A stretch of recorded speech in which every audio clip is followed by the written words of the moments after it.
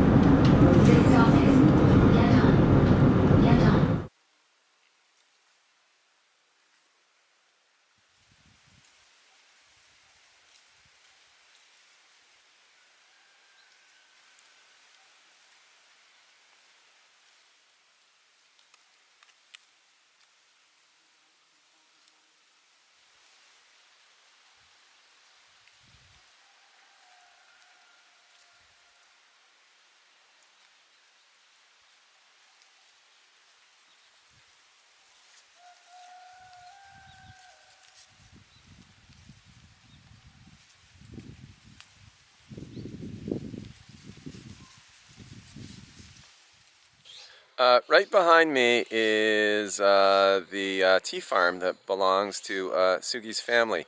Now, Sugi's family has been in this area for generations, and there's a little hamlet, a community that's maybe even smaller than a hamlet, that is right next to where Sugi grew up.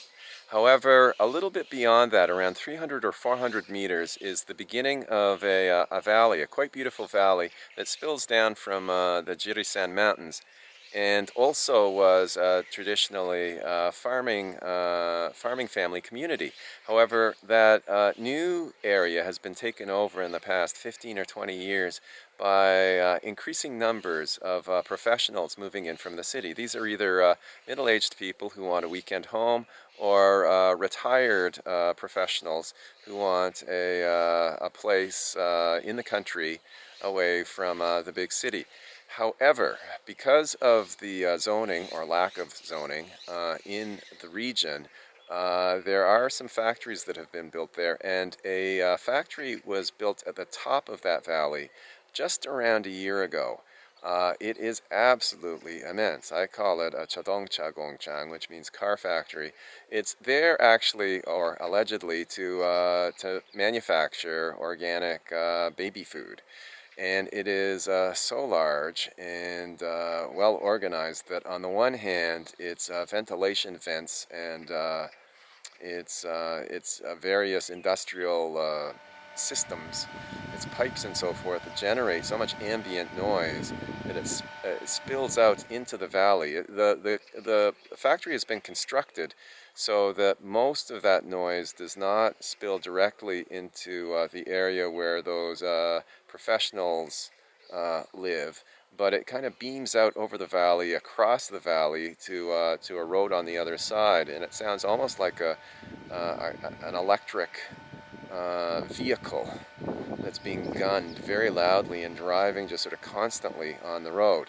That particular factory also apparently has a dormitory built in to it for the workers who work at the plant. It's an odd location for a factory of this sort with an in-house workforce, because there is no nightlife in the area.